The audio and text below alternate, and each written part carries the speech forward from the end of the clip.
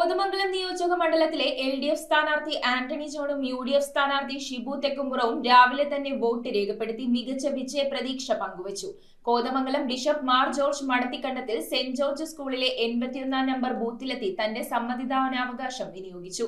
ഭരണ തുടർച്ചയുണ്ടാകുമെന്ന് LDFും ഭരണമാറ്റം ഉറപ്പെന്ന് UDFും അവകാശപ്പെടുമ്പോൾ വോട്ടർമാരുടെ നീണ്ട നിരയാണ് പോളിംഗ് സ്റ്റേഷനിൽ ഉടനീളം കാണപ്പെടുന്നത്. നിയമസഭാ തെരഞ്ഞെടുപ്പിന്റെ ഭാഗമായി കോതമംഗലം നിയോജക മണ്ഡലത്തിൽ വോട്ടെടുപ്പ് പുരോഗമിക്കുകയാണ്. പ്രമുഖ സ്ഥാനാർത്ഥികളും മതമേലധ്യക്ഷന്മാരും രാവിലെ തന്നെ ബൂത്തുകളിലെത്തി വോട്ട് രേഖപ്പെടുത്തി. Kothamangalam bishop Mar George Madathikandathil saint George സ്കൂളിലെ 81 നമ്പർ ബൂത്തിലെത്തിയാണ് തന്റെ സമ്മതിദാനാവകാശം വിനിയോഗിച്ചത്. UDF സ്ഥാനാർത്ഥി ഷിബു തെക്കുംപുറം കുടുംബസമേതം സെന്റ് ജോർജ് സ്കൂളിലെ 82 നമ്പർ ബൂത്തിൽ വോട്ട് ചെയ്തു.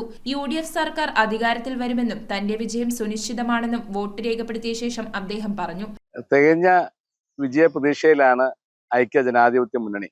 ഈ തെരഞ്ഞെടുപ്പിൽ കോതമംഗലത്ത് ഉജ്ജ്വലമായ വിജയം നേടും. സംസ്ഥാനത്തുടനീളം UDFന്റെ തരംഗം ആഞ്ഞടിക്കുകയാണ്. ജനങ്ങൾ ഐക്യ ജനാധിപത്യ മുന്നണിയോടൊപ്പം നിന്ന് കോതമംഗലം നിയോജക മണ്ഡലം കഴിഞ്ഞ 10 വർഷമായി വികസന മുരടിപ്പിന് സാക്ഷ്യം വഹിച്ച നിയോജക മണ്ഡലമാണ്. പുതിയ പദ്ധതികൾ ആരംഭിക്കാനോ പുതിയ പരിപാടികൾ നടപ്പിലാക്കാനോ കഴിയാതെ പോയ എല്ലാ തരത്തിലും വികസനത്തിന് തടസ്സം നിന്ന 10 വർഷങ്ങളാണ് കോതമംഗലത്ത് ഉണ്ടായിട്ടുള്ളത്.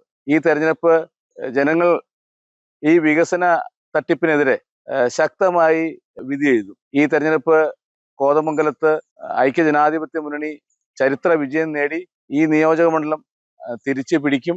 LDF സ്ഥാനാർത്ഥി Antony John Kozhippally government LP സ്കൂളിലെ ബൂത്തിലാണ് വോട്ട് രേഖപ്പെടുത്തിയത്. ഭാര്യ സ്റ്റെഫിയോടൊപ്പം എത്തിയ അദ്ദേഹം LDF വൻ വിജയം നേടുമെന്നും ഭരണ തുടർച്ച ഉണ്ടാകുമെന്നും ശുഭപ്രതീക്ഷ പ്രകടിപ്പിച്ചു. മണ്ഡലത്തിലെ വിവിധ ബൂത്തുകളിൽ വോട്ടർമാരുടെ നീണ്ട നിരയാണ് ദൃശ്യമാകുന്നത്. News bureau, Kothamangalam. പ്രിയപ്പെട്ടവർ കൂടെയുള്ളപ്പോൾ പുതിയ തുടക്കങ്ങൾ ശുഭകരമാകും. അതിനാൽ മുത്തൂറ്റ് ഫൈനാൻസ് കാലങ്ങളായി ഓരോ പുതിയ തുടക്കത്തിലും വിശ്വസ്ത പങ്കാളി.